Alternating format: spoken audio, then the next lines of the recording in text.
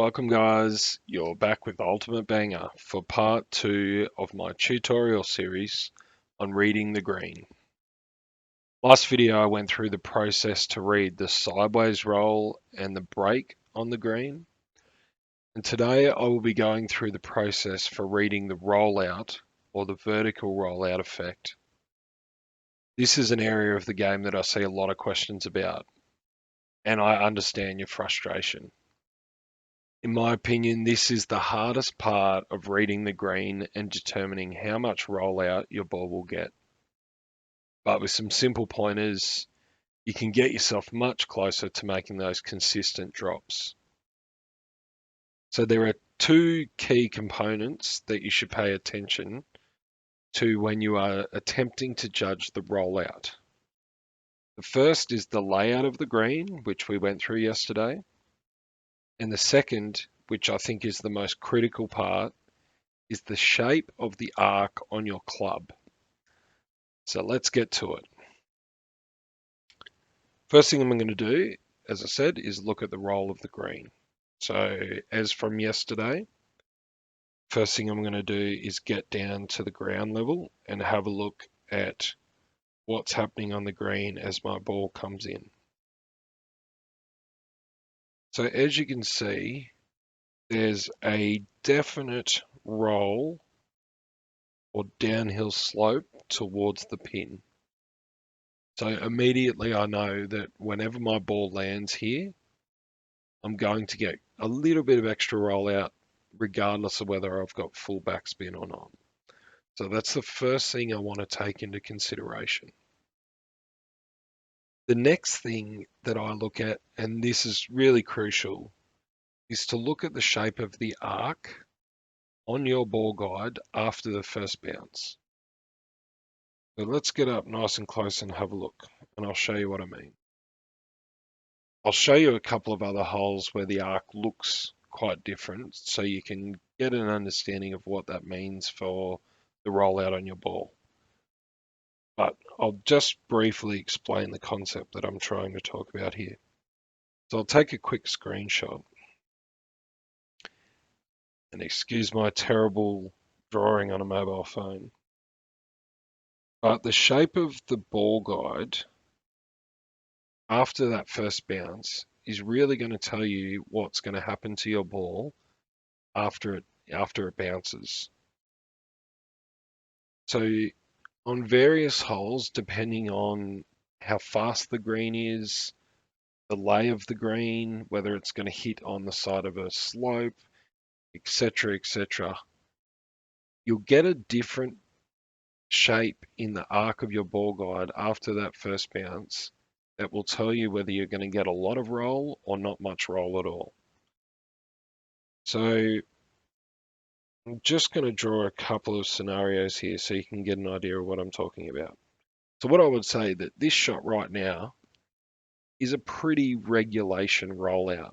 You can follow the ball guide, trace it down to the ground essentially, and then get a decent feel for what's going to happen once your ball lands.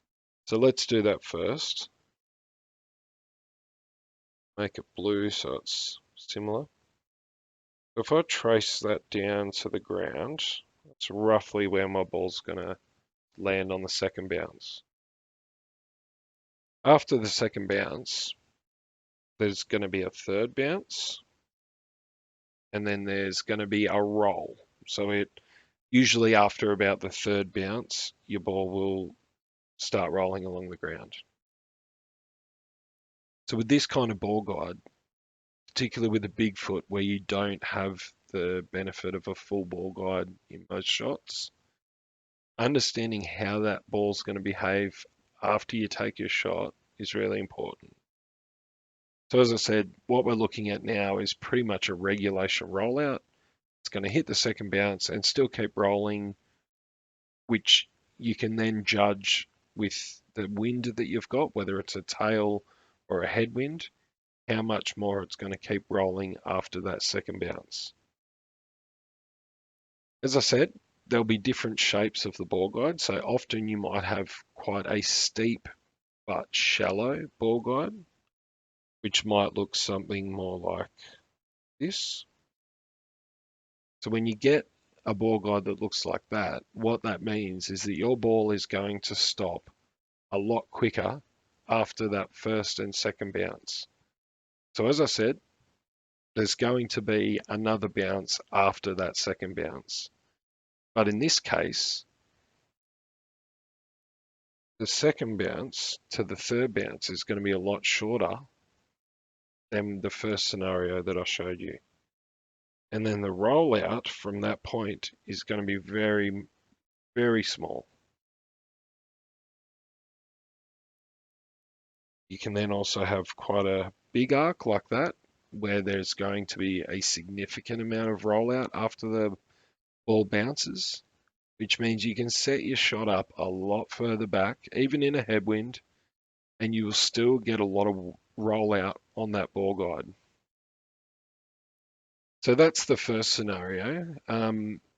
Let's go and I'll show you an example of a shot where the ball guide is going to be very steep and shallow, and it's going to stop a lot quicker. So let's go to that now.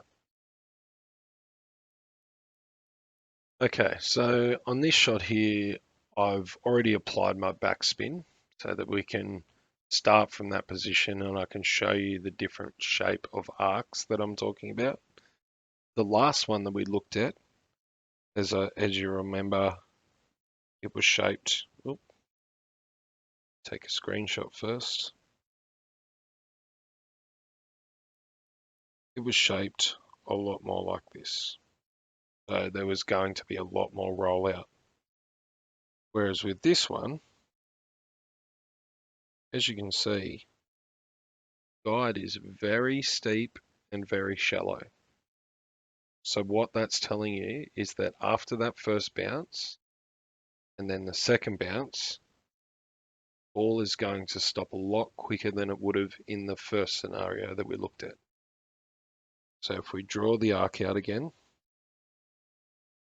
as I said, you're going to get a second bounce and then a third bounce and a little bit of roll. So in this case, the second bounce is going to stop down somewhere about there with a very small bounce from the second to the third bounce. And then pretty much that's about it. It's not going to roll out much further than that. Even in a tailwind, you're going to get it to stop a lot quicker than it would with that wider, longer arc that we saw before. So that's basically how to look at what's going to happen to your ball after that first bounce. And this is, as I said, a really crucial part to understanding how your ball's going to roll out. The other important part, which I'll go through in the next episode, is to look at the secondary wind effect. So I don't want to go into that today. I just wanted to give you a really quick tutorial on reading the ball guide. So please check out the next video where I show you the effect that the secondary wind is going to have on that ball after looking at your ball guide and understanding first what that means. And then after that, I'm going to put it all together with a few drops showing the various types of arc and the various rollouts that you're going to get on different greens. And hopefully then you can understand how to put a shot together and get the extra drops. Okay, guys, thanks for watching. I hope this has helped you again. If you have any questions, please ask them in the comments. Don't forget to subscribe so you get notifications when my next video comes out. And I'll also be starting a weekly series going through the different balls that are on offer each week and telling you the strengths and weaknesses and the benefits of those balls and whether they're going to be useful for you in your game. All right, guys, hope you've enjoyed it. Have a great day.